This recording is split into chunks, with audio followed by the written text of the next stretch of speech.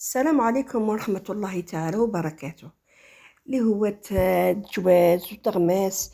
جيتكم بهذا الوصفة اللي راهي بدون لحوم، وراهي تجيكم قراف قراف بنينة كما راكم شايفين. لهنا مديرة حبة بيضنجان، زوج روز فلفل حلو أحمر وأخضر كما متعودين تشوفوني، حبة بصلة صغيرة، زوج حبات طماطم، حبة بطاطا تكون شوي كبيرة، وزوج كورجات كما راكم شايفين، وست سنات تاع ثوم. هاهم هذو هما كامل. الخضرة اللي تلقاوها هكذا في الفريجيدير تاع حاجة قليلة تقدروا ديروا بها الجواز، يجيكم أروع ما يكون. يلا لهنا بصلة قطعتها هكذا كما راكم شايفين، جوانح ولا شرائح كما تحبوا راكم شايفينها. ذبلتها. الفلفل كما راكم شايفين قطعته مكعبات، الأحمر والأخضر. الأحمر هذا يمد البنة قراف هكذا، ونحطهم مع بعضهم باش يذبلوا لي على نار قليله. ها نكمل واش بقى لي من الفلفل. واذا حبيتوا تضيفوا العلبه تاع الطون سوسوما تقدروا كميه صغيره تاع الفيونداشي تضيفوها لهنا مع الخليط. وثاني تقدروا سواء تاع اللحم او الدجاج. انا اكتفيت بهذو. كاين اللي ما عندهمش كل المقادير. هنا حبة البيضنجان هذيك قطعتها هكذا مكعبات، درتها في الماء، درت معاها شويه خل. شوفوا واش خرج لي الكحوليه. بيضنجان باي يبقى لكم ابيض ديروه بهذه الطريقه. كذلك الجريوات قطعتها هكذا مكعبات ودرت لها الملح باش تخرج هذيك الصماده تاعها. على بالكم الجريوات صامته، ها هي، ويبقى اللون تاعها كيما راه.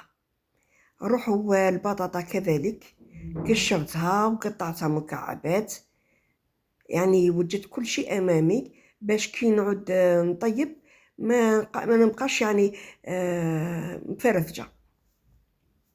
كذلك طماطم رحيتها ونحيت ذاك الزراعه وقشرتها.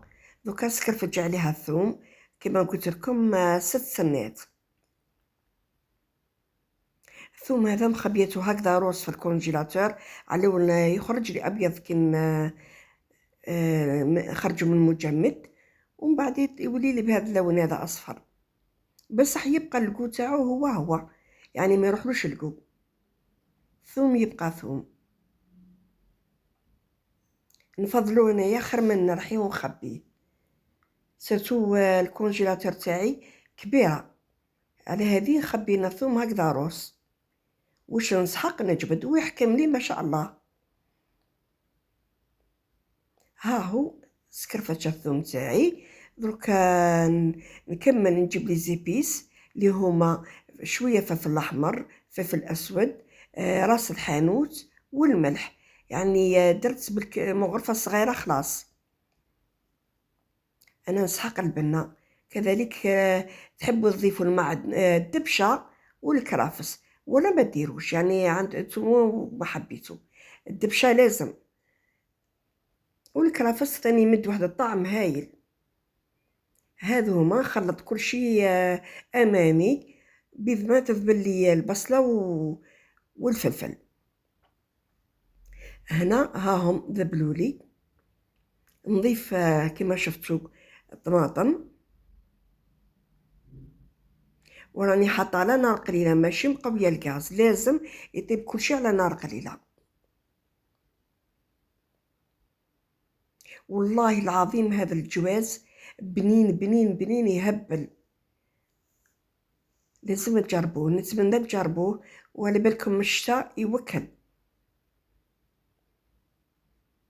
هكذا نرجعوا للغاز. دركا ندير نبدا بالحاجه الاولى، نقلي البطاطا، يعني درت لها شويه تاع ملح. لهنا نفيريفي كش ما نكون البطاطا في هذاك الكحولي هذيك نحيها. لهنا البيضنجان زدت بصبصتو وصفيتو، دوكا نطلع على لاصوص طوماط تاعي اللي بالفلفل والبصله. كذلك ها الجليوات غسلتها ثاني مليح وقطرتها وهاني نقلي فيها، والبيضنجان كذلك هكذا. هذو كل قليتهم مره واحده. دوك نحطهم كامل امامي. شوفوا كيف تقلاو، يعني تقليوهم يعني يكونوا صفر، ما تحمروهمش بين ما يمدوش طعم واحد اخر. ولا صوص طوماط هاي طابت لي، زدت قيس فنجان ماء، خليها تكتك شويه ونجيبها لهنا امامي باه نكمل باقي المكونات. نفرغ الجليوات هذه اللي تقلات راهي طيبه. شوفوا المرق اللي نحتاجو. نزيد البيضنجان، سيرتو كي تقطروهم مليح ولا ديروهم في البابي سويتو يجبد هذاك الزيت كامل باش ما يجيكمش منيدم الجواز تاعكم. والبطاطا يعني كل شيء طيب. كما قلت لكم تقدروا حتى في الاخير تضيفوا زوج علب تاع الطون تاع صوص طوماط. انا هذو اللي كانوا عندي اللي درتهم. متعوده ندير قيس كميه صغيره تاع الفيونداشي، نقليهم مع الطماطم والفلفل والبصله. يمد لي واحد البنه واش نحكي لكم، ميم هكذا بنينه كراف. حتى كي لهنا تجمروها 10 دقائق وطفيو عليها الغاز. تقدروا حتى البيض ديروا عليها، تجيكم على شكل اومليت. شوفوا لاصوص تاعها كيفاه تجي. هذه هي جوازنا اللي درت لكم تاع نهار اليوم، وان شاء الله يعجبكم وتجربوه. راهو كراف بنين.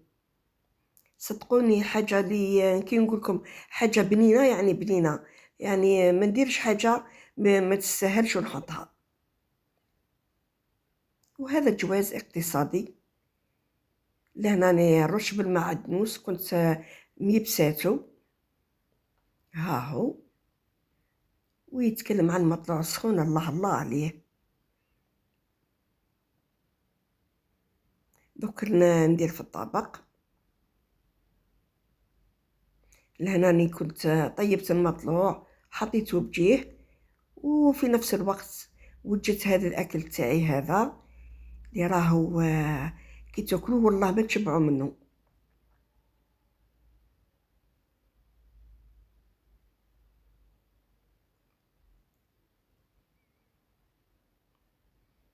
ها هو مع المطلوع. مطلوع كي القطن على بالكم جاي سخف.